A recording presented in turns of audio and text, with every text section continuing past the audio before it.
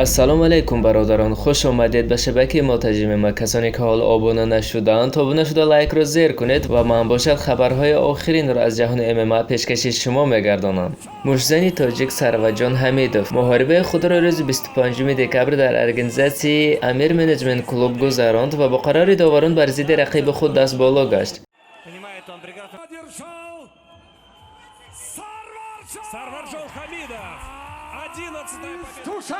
در خود همین تورنیر باز دو مشزنی دیگر نورالله علییف بر ضد رقیب خود الکساندر گریبنیف پیروز گشت.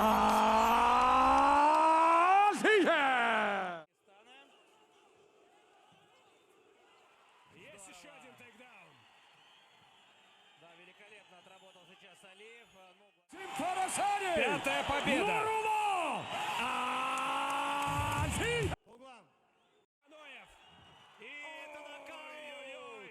و عزیزخان چهارشنبیف باشد رقیب خود امیرخان آیف را شکست داد.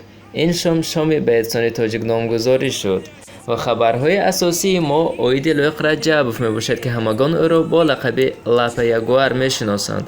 99% باوری هست که رقیب لایق رجبوف در لیگ پفل اکس چمپیون یو اف سی انتونی پیتیس برگزار می گردد. ناگفته نمونیم که انتونی پیتیس دیگر در یو اف سی برآمد نمی کند. شما باشد فکر خودتان را اویدی برگزار گشتن همین محاربه در کامنتاری نویسید.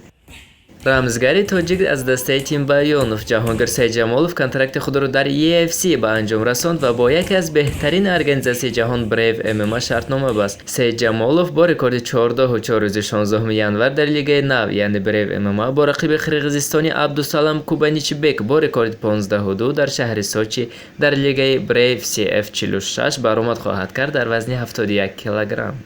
بیعت تاجیک سلیم موحدینوف را همه ما میشناسیم. او در ارگانیزاسی بلاتور برآمد میکرد و در آخران با خود مغلوب گشت. با همین سبب با قرار پرزیدنت بلاتور سلیم موحدینوف دیگر برآمد نخواهد کرد و از بین چند مدت گذشت خودی 2-3 روز پیشتر سلیم موحدینوف انا همین صورت را مانده در زیرش نویس свободный боец. Надо в президенте EMC Хабиб را отметить کرد. حبیب گفت که хайпануть надо тебе нормально сперва. از این سخنها معلوم می شود که روسیه نزدیک سلیم به ارگانیزاسی UFC برآمد می کند و باز یک محاربه که ما را انتظار است این محاربه بین موین غفوروف بیعت تاجیک و بیعت از شویتزیا توبیاس خریل می باشد. 16 ژانویه برگزار می گردد در لیگ UAE وریر 14. دوستان انا این خبرهای آخرین از جهان MMA بود. اگر به شما معقول شد حتما لایک مانید، اگر معقول نشد دیزلایک مانید. فکرهای خودتان رو در کامنتاری نویسید. با شما بود شبکه ترجمه ما تا برنامه نوبتی خوش باشید.